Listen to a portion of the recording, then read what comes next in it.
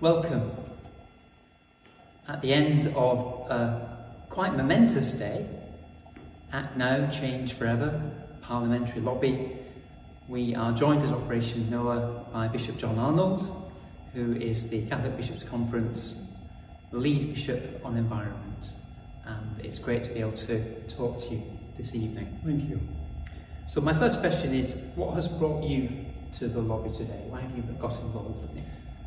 Well, I think it's the whole sense of the lobby being a unity of so many different organisations from different origins, actually wanting to demonstrate that we are all concerned with matters to do with the environment and that we all are demanding much clearer action, urgent action, and I think that sense of the combining of so many different groups has been very important. And I thought that it would be a very good thing for me to be here as the representative of the bishops. Yeah, that's great. Thank you. So we're delighted to be meeting with you, given your role as the bishop, as you just said. Could you tell us a little bit more about the response of the Catholic Church in England and Wales to the climate crisis?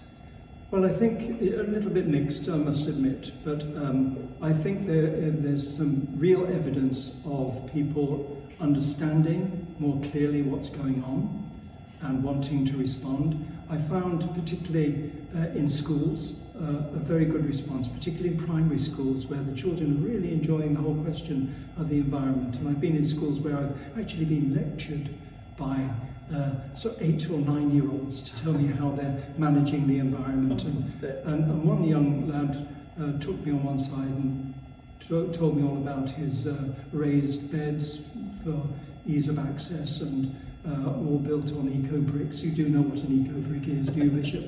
And then a 10-minute lecture, and then suddenly he stopped and said, "Any questions, Bishop?" And I thought that's great. And I spoke to the head teacher and I said, all the children outside in the school grounds today, what's happening to lessons? He said, no, don't worry. They love talking about the environment, reading about the environment, writing about it. They like the science. Our literacy levels are going up and they're really enjoying the whole question of looking after our common home. That's great.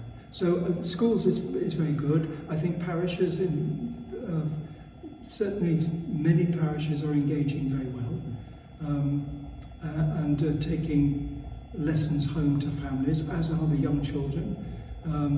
But I think if we look at industry, we are still facing the difficulties of making profits and not wanting to lose the money involved. And then on top of that, we've got politics, which I think really still engages too much on short-term policies, looking to the next election, rather than the longer-term issues that are required for combating climate change.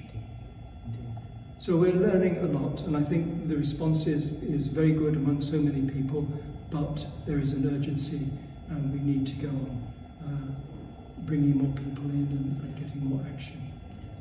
So one way that I think that you're doing that in the Diocese of Salford is that alongside about half of the Catholic dioceses in England and Wales, the diocese is publicly divested from fossil fuels. Mm-hmm. Do you think that other dioceses in England and Wales are likely to follow suit?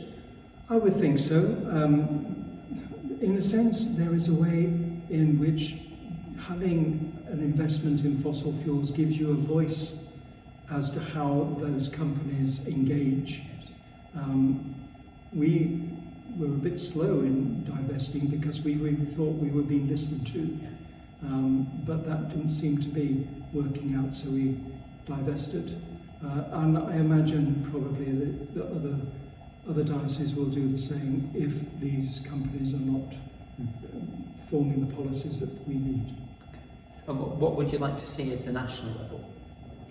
In terms of our response, I'd like to think that the Catholic Church would be known for the way in which its members have those daily tasks by which they can, in some way, be caring for the local environment.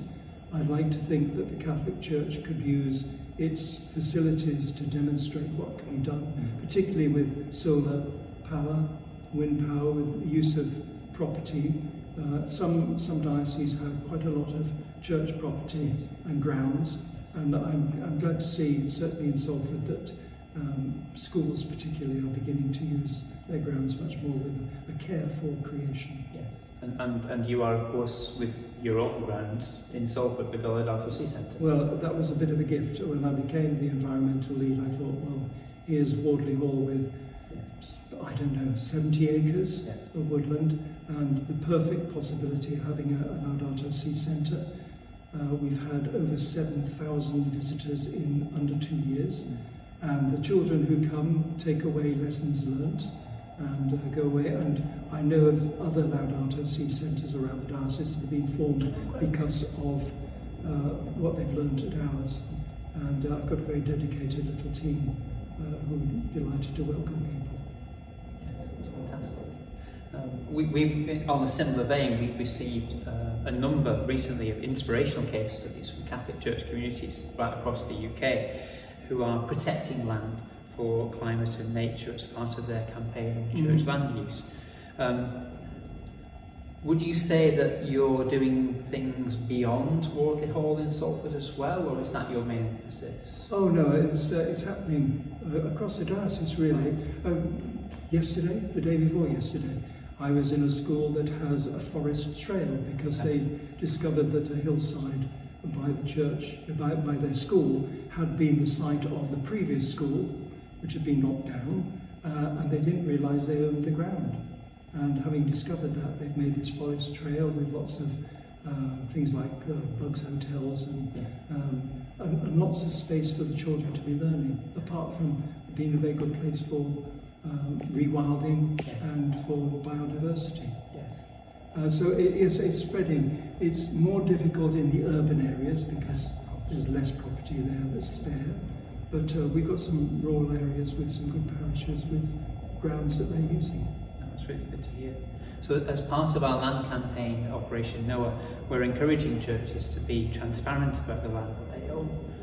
Hopefully to be able to make maps publicly available with that land, to plan to reach net zero and to protect biodiversity, which you've just been talking about church land. What we were wondering is, are there any guidelines at sort of bishops' conference levels that can help dioceses to do that? Well, I address the bishops at each plenary, and certainly that is one suggestion I can be making to them. And of course, the response is going to be varied, isn't it? Because some dioceses are more urban than others. But the idea of being accountable for the grounds that we have, I think, is important. And it's not just the bishops, is it? It's the priests in their parishes. And just a growing awareness that we can make a difference, even in these small ways. Yes, and as you said at the end of Mass, it's a task that faces all of us, not just some of us. That's right, each and every one of us has our part to play. And I think that parish newsletters have been very good, generally, in making simple suggestions about eating less red meat, about saving electricity, saving water, sharing travel, that sort of thing.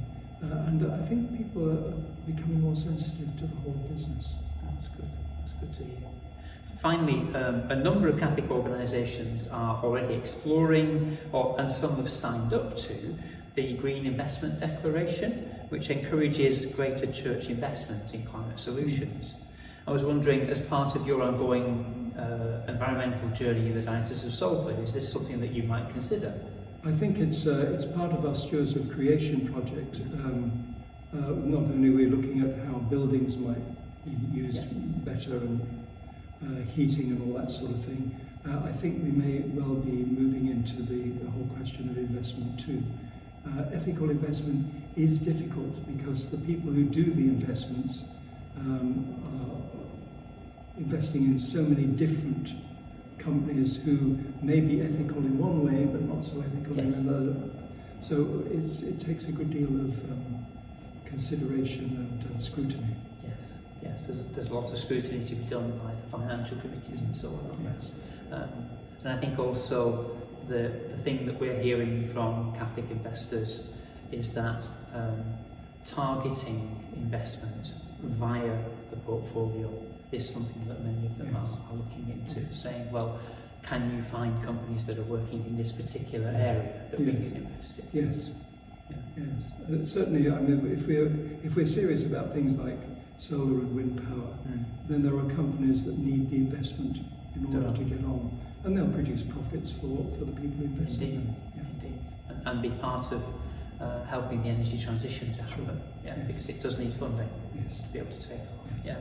Yeah. I was just wondering, what opportunities do you think there might be for encouraging this kind of thing at a national level, at the Catholic Bishops' Conference level as well? Yeah, of course, with the Bishops' Conference, you've got bishops with their own diocese, Yes. and it's a matter of talking together and trying to discuss and come up with good practice that other people can follow. That's really my aim when I report to them each time, to say what's good, what practice can be shared. And we've got diocesan environmental leads in every diocese, and they meet regularly by Zoom, and they do share a lot of good practice, and their enthusiasm is very creditable. So it's a matter of that persuasion, and that doesn't come necessarily quite as quickly as you'd like. No, indeed. We're on the way. Yes. But we're in it for the long haul. Oh, So absolutely. there's time to be persuasive. It would be Yes. good to have a sense of urgency about it, Yes. but it does take time. Yes, And scrutiny is very important, as you Yes.